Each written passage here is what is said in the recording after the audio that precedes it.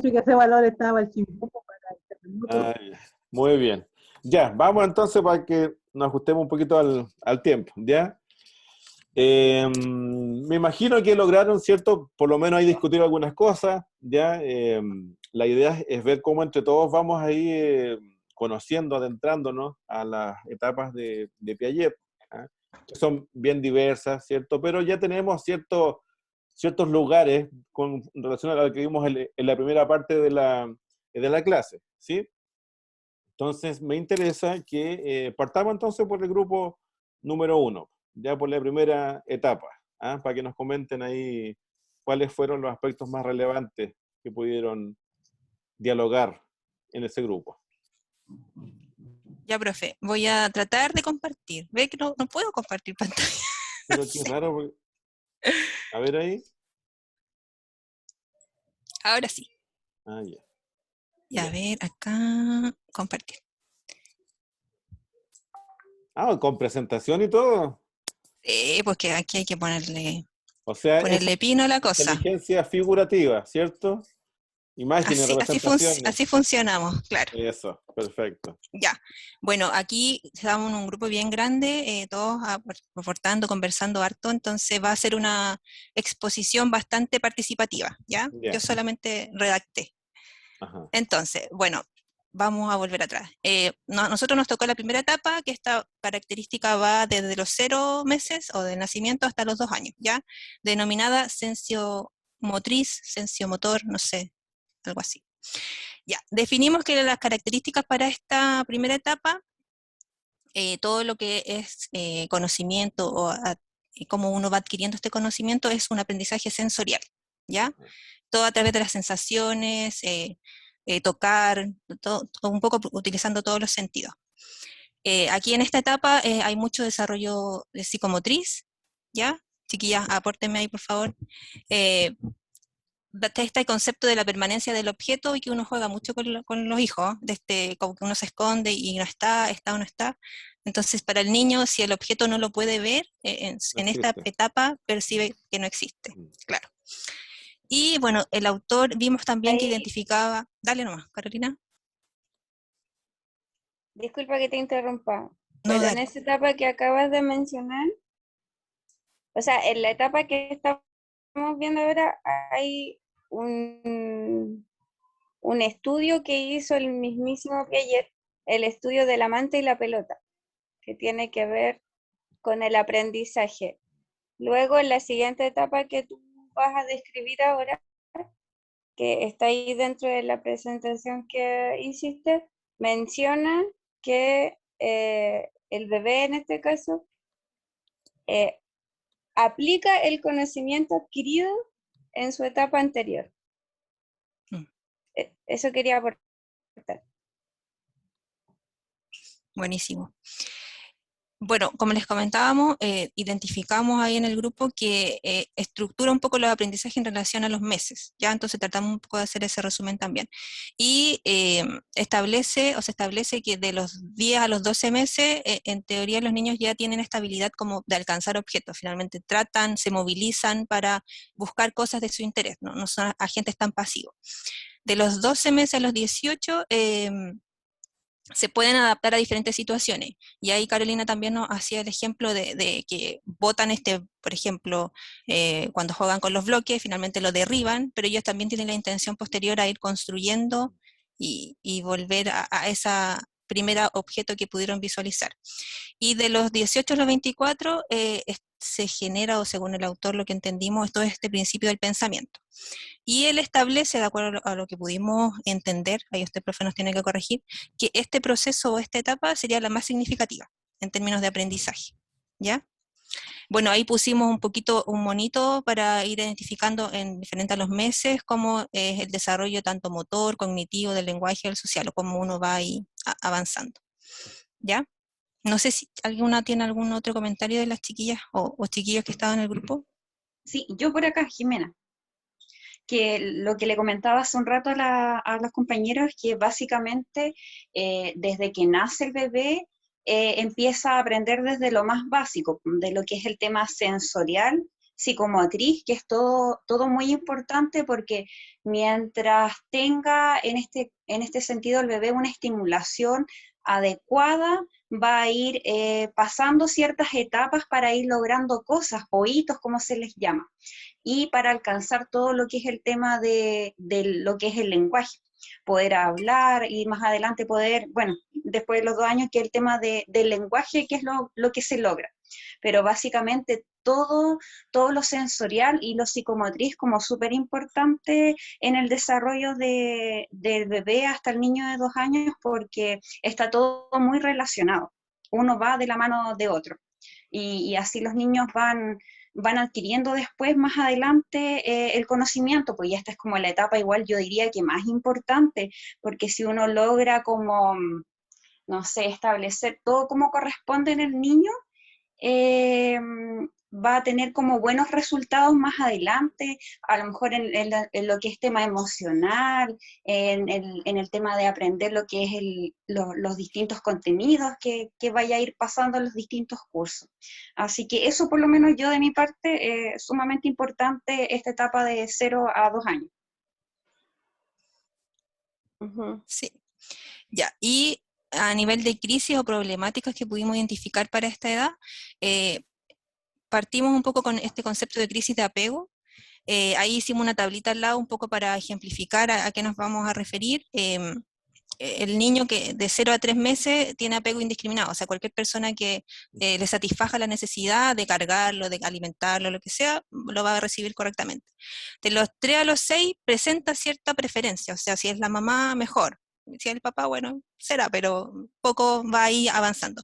De los 7 a los 9 se establece un poco que presenta esta crisis como de inseguridad. Entonces, si la mamá no está, se siente más temeroso, o si no hay alguien de confianza, o la visita de extraños, eso lo afecta porque un poco tiene esa percepción ya o esa necesidad de ese apego.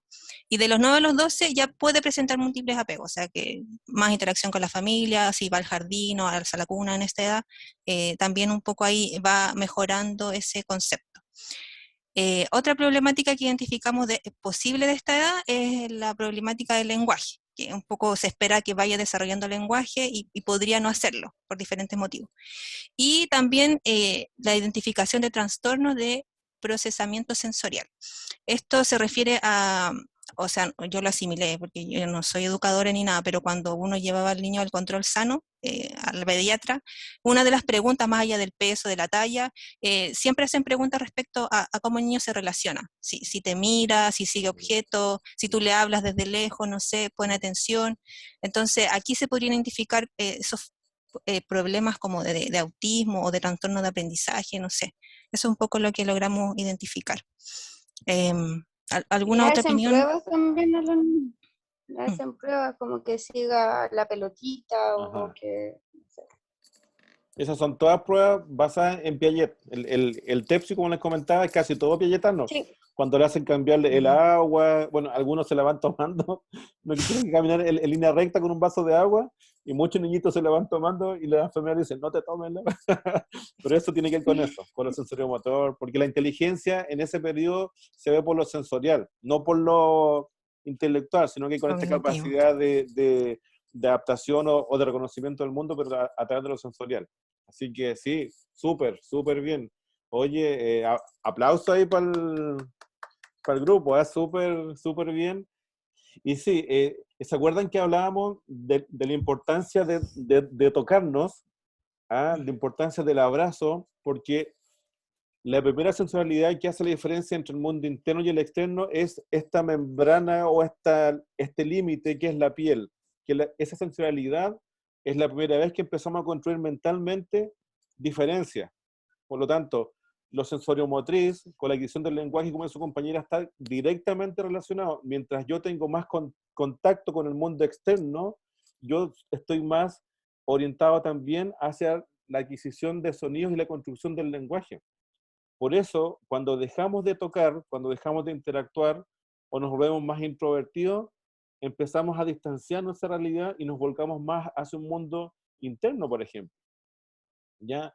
Que es el origen de las depresiones y de algunas patologías, por ejemplo. De los trastornos ansiosos tiene mucho que ver con esta diferenciación que hago con lo externo. Entonces, por eso que siempre va a quedar como una huella del desarrollo esta necesidad de tocarnos, ¿ya? Bueno, algunas personas andan abrazando indiscriminadamente, pero eso ya es otra Profesor, cosa, se andan aprovechando el pánico, pero por lo general necesitamos de ese contacto, ¿sí?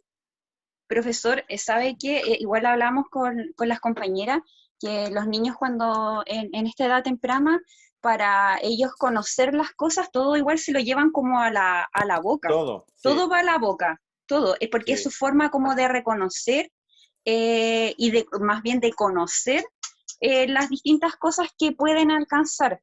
Y lo otro, hablando del tema de como de tocarse o hablar, pasa mucho con las guaguitas a veces que son abandonadas en los hospitales o en estos centros que son institucionalizada. para los niños, Mm, que los bebés necesitan cariño y afecto y sobre todo el contacto.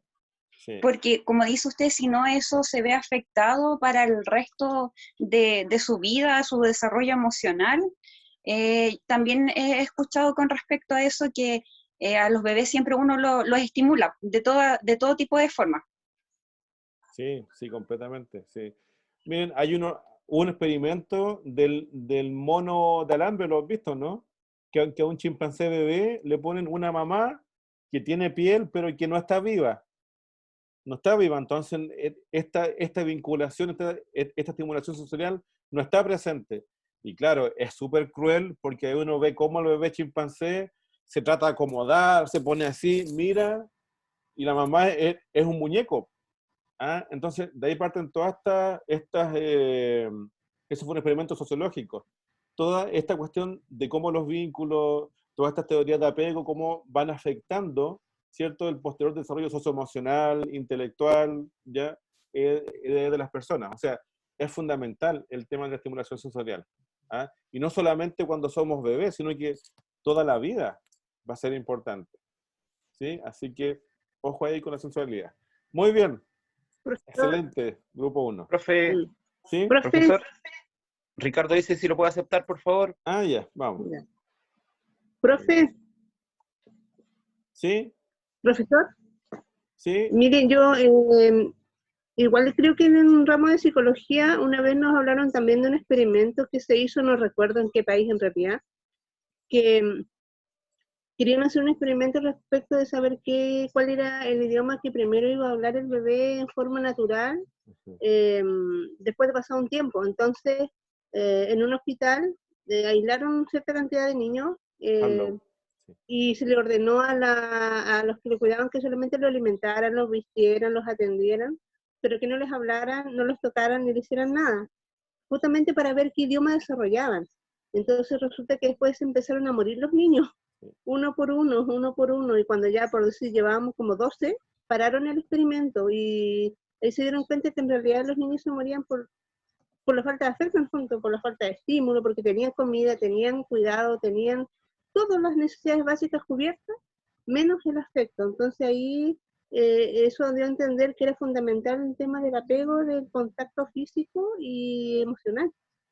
No recuerdo en qué país fue, quién lo hizo, pero Sí, eso me queda como muy marcado. fue una época donde hacían esos experimentos que éticamente eran realmente aberrantes porque someter a un niño a esa época entre los 20 y los 40, hay unas cuestiones de experimentos, pero que son, no sé, son terribles. ¿Ah? Pero sí, eso es súper importante. Antes pasó con otro grupo. No sé si comentamos esto de las tribus cuando exilian a las personas y se mueren. ¿Ah? Hay una tribu, este caballero, el antropólogo, que es famoso, po, el Levi Strauss, hizo él visitaba las tribus, antropólogo, visitaba las tribus, se quedaba harto tiempo ahí, y en una tribu él investigó las sanciones, cómo sancionaban a los miembros de la tribu. Y la sanción era exilio, expulsarlos. ¿Por qué? Porque cuando se exiliaban, lo expulsaban, lo encontraban muertos. O sea, para estas tribus era tan importante la interacción social, ¿ah? El estar presente en los ritos, en lo cotidiano, que el que no estaba en comunidad, aunque pudiese sobrevivir afuera de la selva, se moría.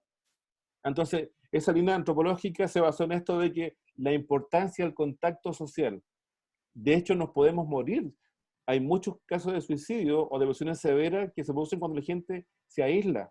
pierde el contacto o pierde referentes sociales que son significativos, por ejemplo. Entonces, y eso está relacionado con toda esta primera etapa de lo sensorial, del contacto, porque en el fondo yo me siento como algo real a través de la atribución que otros dan a que existo. Entonces, si alguien me satisface nomás con alimentación, claro, estoy vivo, pero el que existo va más allá de eso, ¿sí?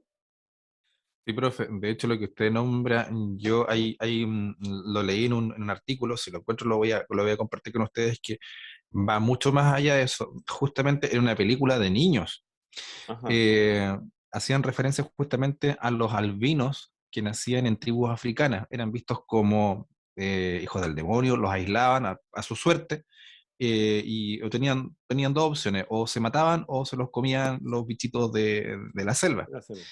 Ajá, Y, y hacían justamente la analogía con Madagascar, en que la jirafa cuando estaba enferma la aislaron a que ajá. muriera a su suerte, pero no estaba cerca. Entonces estaban tratando de hilar fino en ese detalle justamente porque son cosas que para nosotros no son aceptadas, pero para ciertas sociedades sí. Sí, sí, sí, sí. No, exacto. Es tan importante el sentido de pertenencia, ¿ah? El sentir que formamos parte de algo.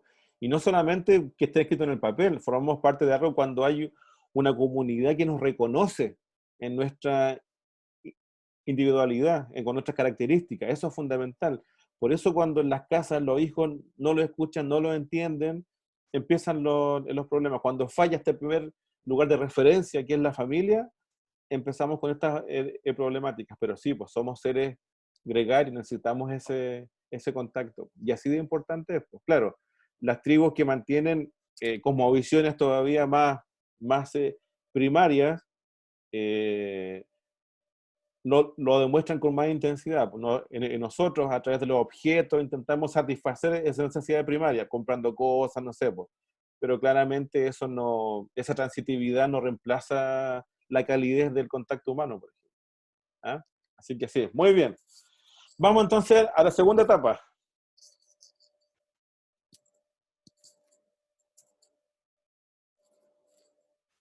¿Estarán por ahí la segunda etapa?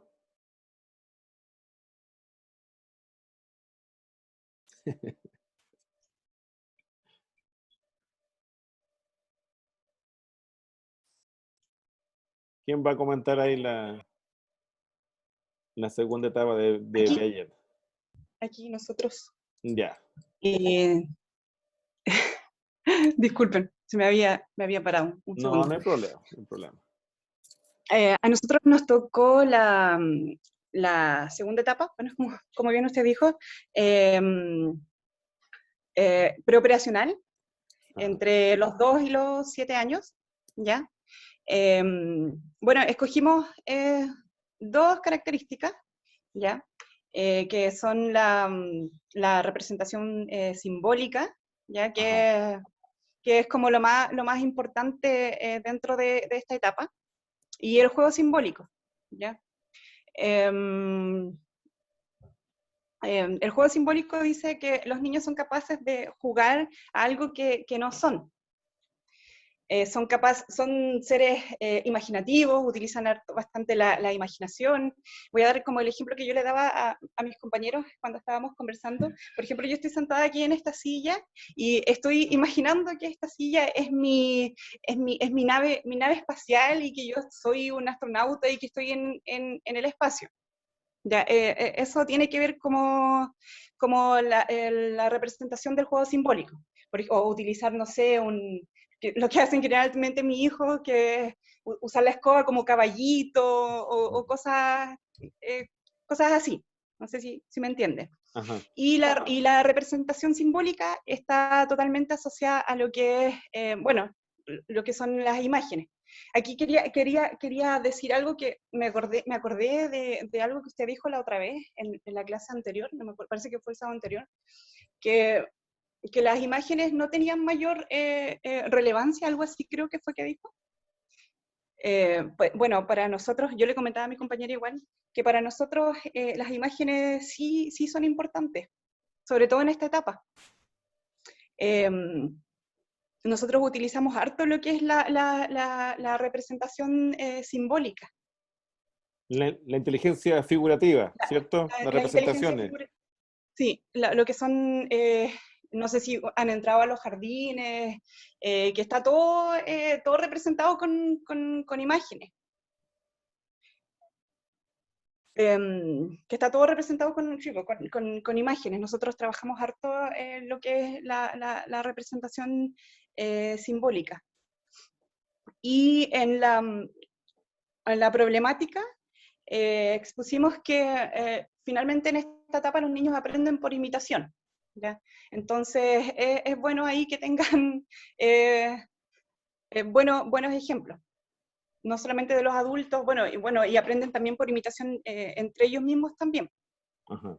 Y también otra problemática expusimos la frustración. Ajá. ¿Qué más? En esta etapa también se desarrolla está el desarrollo del pensamiento.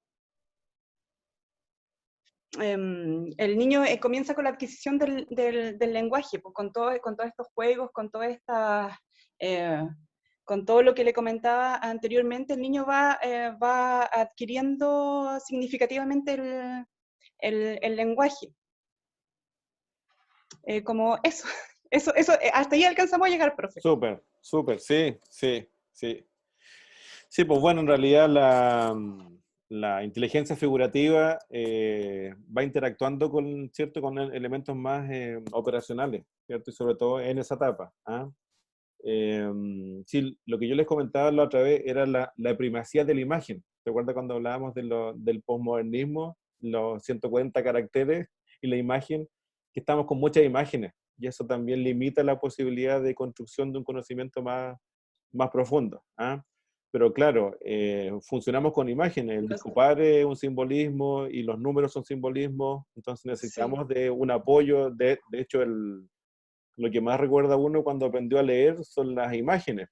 Las imágenes, sí, para nosotros es una herramienta súper significativa. O sea, sobre todo en esta etapa. Sí, los aprestos son fundamentales. Los aprestos, ya está la creatividad que ustedes tienen, ¿cierto? Cuando van generando estos insumos, sí. Y eso es importante porque es la base de la futura interacción simbólica, lo que comentábamos también cuando estábamos en el grupo. Acuérdense de George Mead, ¿cierto? De este caballero que se basó en este interaccionismo simbólico como construcción también de las interacciones sociales. Funcionamos simbólicamente para toda la vida y cada palabra que verbalizamos genera una representación mental cortical en la corteza. Eso no lo tienen los otros animales, sino que es propio de algunos primates y de nosotros. Así que sí, súper interesante lo que comentan ahí sus compañeros de esta etapa. Muy bien, vamos a la siguiente etapa. Eso es operaciones concretas, ¿cierto? Sí. Ya, voy a compartir y luego los compañeros me apoyan. Cada uno me apoya. Dale, Marcelo. Yo puedo. Voy a compartir pantalla. Compartir. Tengo poquitas ventanas abiertas. Aquí está. Ya. Dice que el niño a esta edad resuelve problemas de manera lógica. ¿Ves? Aquí vemos a este niño. ¿Qué está haciendo? Está ordenando, ¿verdad?, las bolitas o el ábaco por colores. ¿Se fijan? Esa es su lógica. La está ordenando. Y también, bueno, el ábaco, ustedes saben que pueden sumar, restar. Ya está haciendo operaciones mentales más concretas. Y se apoya con esta herramienta del ábaco. ¿Ves? Luego, si puedo avanzar esto. También el niño puede ver el tema de las distancias, ¿ya? Como aquí el compañero leyó un documento, por ejemplo, si le pasamos un mapa a un niño, él dice dónde está Chile, la distancia que hay entre Hawái y la isla de Pascua. El tema de distancia, esa se llama inteligencia espacial, ¿ya? la misma inteligencia que tiene un taxista, ¿ya? Porque viene un cliente y le dice, quiero ir a Lorenzo Arenas, pero resulta que está en el Parque Ecuador, acá en Concepción. Entonces, el taxista se imagina la ruta mentalmente, esa es inteligencia espacial. Y los chicos, bueno, a uno le dice, ya, tienes que ir al estadio, tenemos entrenamiento de educación física. Entonces, él tiene la ruta, o sabe qué micro tomar. Ya, ¿qué más dice acá? Claro, ayuda al niño a pensar de manera lógica. Ahí los colegas, ayúdenme en esa parte. ¿Qué otro ejemplo? Yo no hablo más, ya me cansé.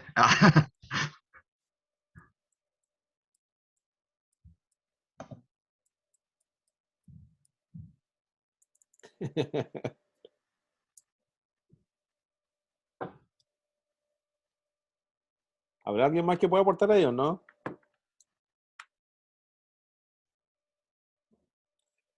Bueno, eso tiene que ver con un incipiente pensamiento más abstracto, ¿cierto? El mismo ejemplo del ábaco, le dicen que hay números, pero no hay números, hay pelotitas que están sobre una estructura, ¿cierto?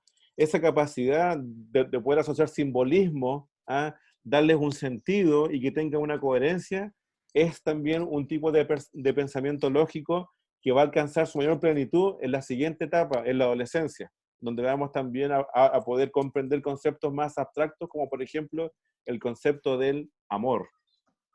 Que vaya que es un conceptazo que si los niños le dicen a su papá, te amo papá, te amo mamá, amo mi hermanito, pero claro, más que nada es un discurso que no es desconocido porque hay acciones que son coherentes con esa palabra, pero en términos cognitivos el concepto aún no está instalado porque no está toda esta capacidad abstracta y lógica. Esto es lo que Ya, permite construir un pensamiento racional también más profundo. también los niños permiten crear categorías, ¿ya? Por ejemplo, las rosas, o sea, perdón, las flores. Quiero que me agrupe todas las rosas, quiero que me agrupe todos los claveles, quiero que me agrupe todos los tulipanes. Entonces, a través de las formas y de los colores, ¿verdad?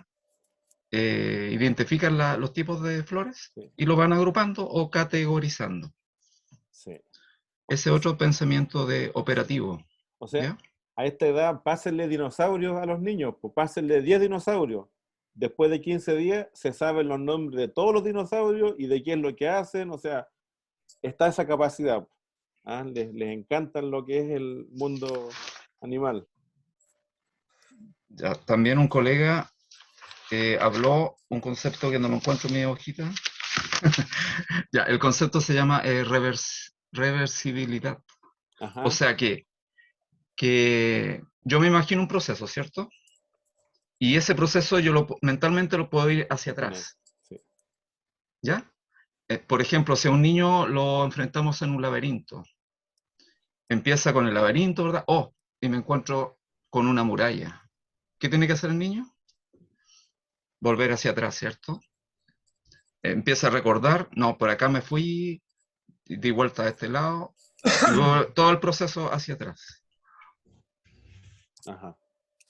Ya, yo voy a hacer un aporte también profesor, yo formo parte del grupo, voy a hacer un aporte también a lo que dice Marcelo, la seriación, la clasificación que señaló Marcelo, la transitividad, el desentamiento, la conservación, la reversibilidad, y quizás una de las críticas a este estadio, a esta etapa de desarrollo, definida por Piaget, tendría que ver con cómo la cultura, por ejemplo, de pronto presenta modificaciones. Pueden haber diferencias en el desarrollo de acuerdo a la cultura.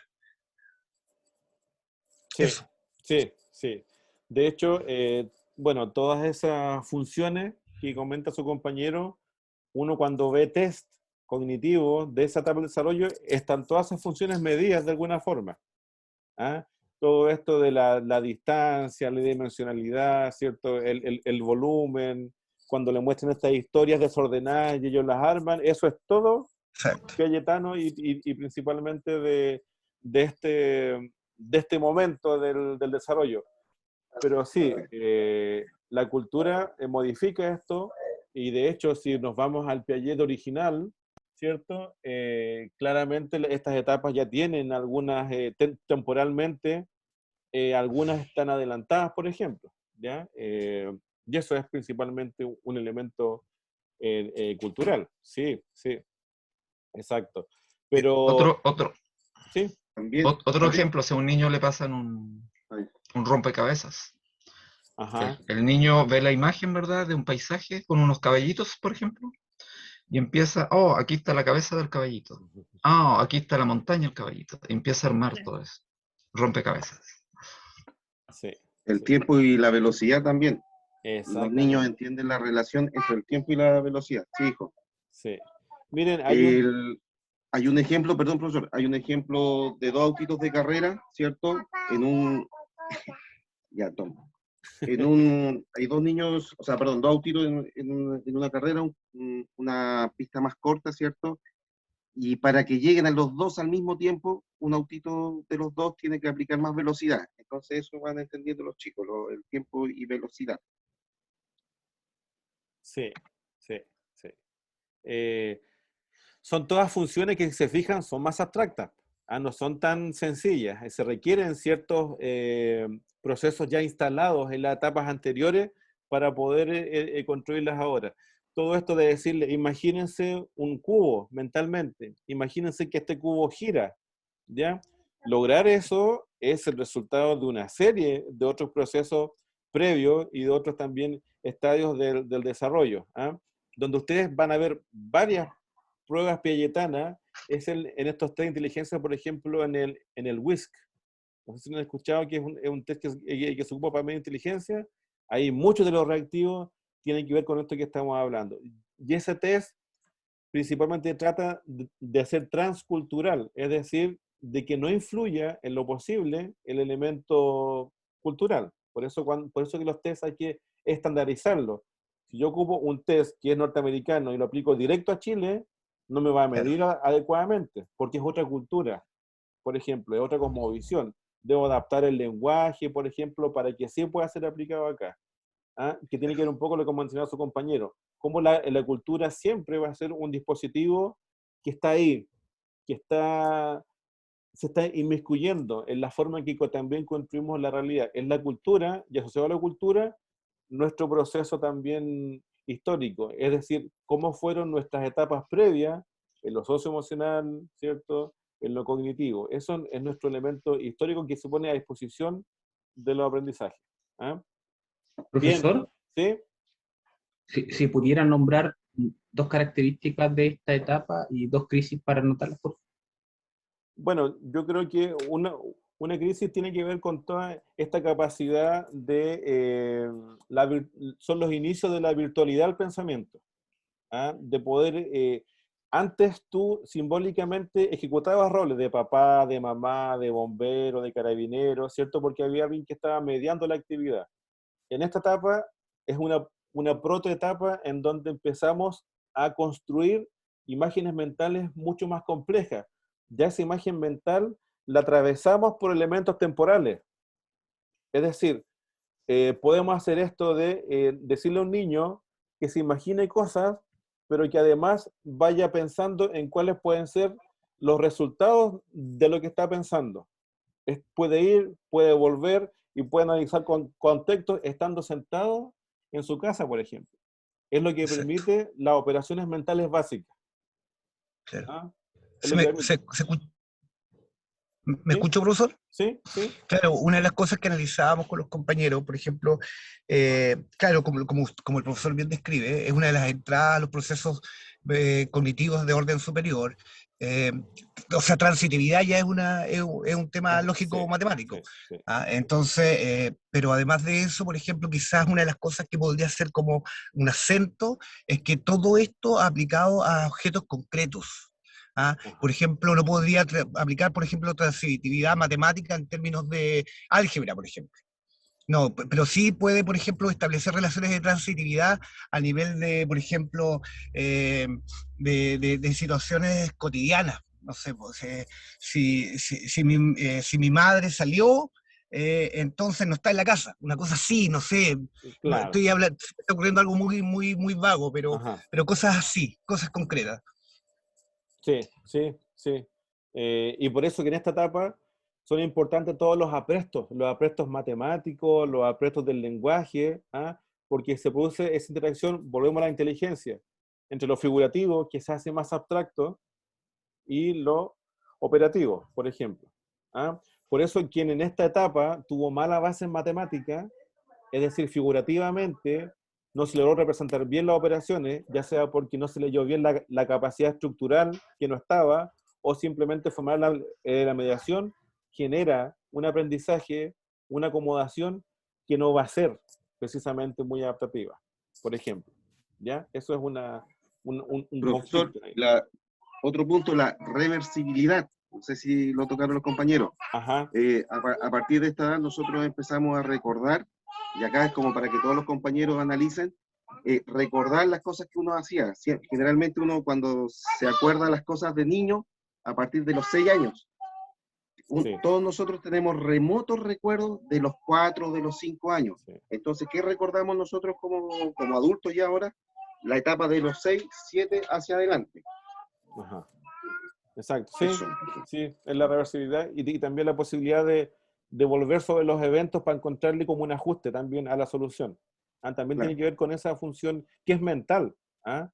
Que es mental, ¿ah? O sea, cuando hablo que es mental es que es abstracta, ¿ya? Muy bien. Otro ejercicio que salía para terminar, el tema de la etapa, de un niño de 6 a 7 años, el tema del sol. El sol lo ve y sabe que es más grande que todo, ¿cierto? Ajá. A diferencia de un niño de 4 años, sabe que el sol es el que dibuja solamente. Es un puntito que está en el cielo, nada más. Ajá. Ya, eso. Gracias. Sí, sí. Ahí empiezan los fenómenos, insisto, de atribución, ¿ah? De darle forma, de realidad, a algunos elementos que son más abstractos. Muy bien. Vamos entonces con el grupo siguiente. Que esta es la etapa que ustedes ya se encuentran con sus estudiantes, ¿ah? ¿Me escucha? ¿Sí? ¿Sí? ¿Se escucha bien? Perfecto. Ya. Yo les voy a hablar algunas características que conversamos con mis compañeros sobre el estadio de las operaciones formales, que es la última etapa de las 4 de la teoría de Piaget del desarrollo cognitivo. Comienza aproximadamente a partir de los 12 años y abarca hasta la adultez. Coincide con el inicio de la adolescencia y el inicio de la inserción en el mundo de la adultez. En esta etapa se usa el razonamiento avanzado, donde se incluye el razonamiento acerca de ideas abstractas o respecto a las posibilidades teóricas que nunca han ocurrido en la realidad. ¿Ya? Se consolida sobre la base de operaciones concretas ya presentes. Esta etapa, el pensamiento del joven es cualitativamente diferente a la del periodo anterior. Es considerado por Piaget como el estadio final de la secuencia del desarrollo cognitivo del joven. Ya a medida que el adolescente entra en este periodo, va adquiriendo la capacidad de pensar de manera abstracta, ya en donde manipula, analiza, asimila, reflexiona las ideas de su mente, donde puede ya pensar más creativamente, usar el razonamiento, imaginar el resultado de las cosas, de acciones particulares, sin depender de la manipulación concreta de algún objeto. Ajá, ajá. Eso como características de esta última etapa. Sí, sí. Sí, profesor, y yo tenía que ver los de las crisis. ¿Ya? Ya en esta etapa, desde lo estructural, hay una crisis que es muy importante que se llama la crisis de la identidad. Y aquí juega un rol importante la práctica, lo vimos con ejemplos, cuando el niño se comienza a definir ya no de su estructura genética como hombre o mujer, sino que empieza aquí a ver, y lo dicen las políticas de inclusión, a tomar nombres sociales, no el nombre legal, de acuerdo a su autoconocimiento, a cómo él se siente. Si se siente hombre, si se siente mujer, y es una cosa súper importante que o sea, tenemos que abordar, o sea, es una realidad y que es parte también de estas operaciones formales, este cuestionamiento y este razonamiento, qué es lo que quiero, qué es lo que soy, qué es lo que me gusta, y se da desde su aspecto físico, psicológico y social. Y el otro cuestionamiento tiene que ver con este análisis crítico que hoy día no se ve tan favorecido por esta política de la inmediatez, de la política de lo desechable. Hoy día tenemos y que no son características que son favorecedoras del aprendizaje. Ajá. Esto, queremos todo al tiro, que queremos todo instantáneo, ha hecho que los jóvenes lo intenten una vez y si no les resulta lo dejan. Y eso también es una crisis que nosotros tenemos que atender. Lo primero era un ejemplo básico de la crisis de identidad, y después viene esto llevándolo un poco a lo actual, que es esta crisis de la inmediatez. Eso es lo que yo con mi grupo conversamos y lo Perfecto. llevamos acá a la Sí. exposición.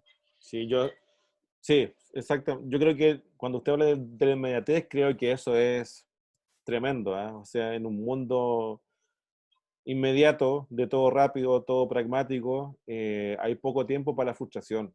La gente no...